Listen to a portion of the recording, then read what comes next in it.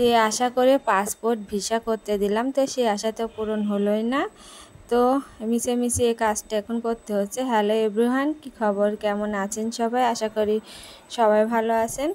তো এই তো সকালবেলা কাজকর্ম সেরে রেডি হয়ে যাচ্ছি ভিসা অফিসে। তো আজকে ভিসা জমা দেওয়ার ডেট আছে, সেজন্য এই তো চলে গেলাম। আর রাজশাহী আসলে বড় বড় এই তো দালান কোঠা দেখে অনেকটা নিজেকে ভালো লাগে, যে কত না গ্রামের মধ্যে থাকি।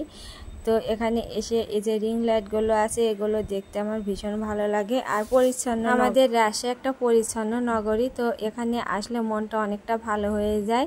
মাঝে মধ্যে এখানে ঘুরতে আসলে অনেক ভালো লাগে। আমাদের তো সেভাবে রাজশাহীতে ঘুরতে আসা হয় না, কাজের দরকারে রাজশাহীতে আসা হয়। আর রাজশাহীতে আসলে এই তো যে নগরী আছে এখানে ওখানে বেড়াতে আমার অনেকটা পছন্দ। তো যা হোক আর না হোক, হাজবেন্ড পুজোর মধ্যে এই রাজশাহীতে ঘুরতে নিয়ে আসে, তো এটা আমার ভীষণ ভালো লাগে। রাজশাহীতে অনেকগুলো পুজো দেখি। আর কিছুদিন হলে কাজের সূত্রে এই তো রাজশাহীতে আসা হচ্ছে। তো এবার দিয়ে 3বার আসা হলো, আর এর আগে একদিন দরকারে এসেছিলাম। তো রাজশাহীতে আসলে অনেকটা ভালো লাগে এখানে ঘুরতে। আর রাজশাহীতে আসলে এই যে এখানে এইভাবে রাস্তা ক্রস হতে আমার ভীষণ ভয় লাগে। আর আমার হাজবেন্ড দেখেন আমাকে ধুয়ে কি তাড়াতাড়ি চলে যাচ্ছে, আর আমার এভাবে রাস্তা পার হতে তো অনেকটা ভয় লাগে। যাই হোক, রাস্তা পার হয়ে তো গাড়িতে তো ভিসা জমা দেওয়া তো হয়ে গেছে, আর অতটা সময় লাগেনি, আধা ঘন্টা সময় লেগেছিল শুধু বসে থাকতে। তো এইদিকে আবার আমার সব কাজগুলো সেরে নিয়ে চলে আসলাম অটোতে। তো অটো থেকে আমরা বাসে যাওয়ার জন্য তো বাসের স্ট্যান্ডে চলে আসলাম। তো বাস স্ট্যান্ডে এসে তো অনেক সময় হলে বসে থাকা লাগলো। বাসটা ছাড়তে অন্তত আধা ঘন্টার মতো সময় লেগেছিল। আর বাস ছাড়লে তো বাতাস লাগে, আর বাসের মধ্যে বসে থাকতে এতটা গরম লাগছিল।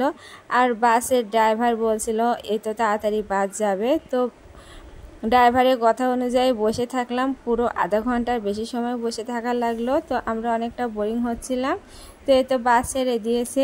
আর রাজশাহীতে এই তো ব্যস্তময় জীবন, সব কিছুই অনেকটা ব্যস্তময়। তো ব্যস্ত মানুষের জীবন তো থাকতে হবে, ব্যস্ততার মধ্যে থাকলে মন মানসিকতা ভালো থাকে। আমার থেকে মনে হয় এই হচ্ছে রাজশাহী প্রকৌশলী মহাবিশ্ববিদ্যালয়।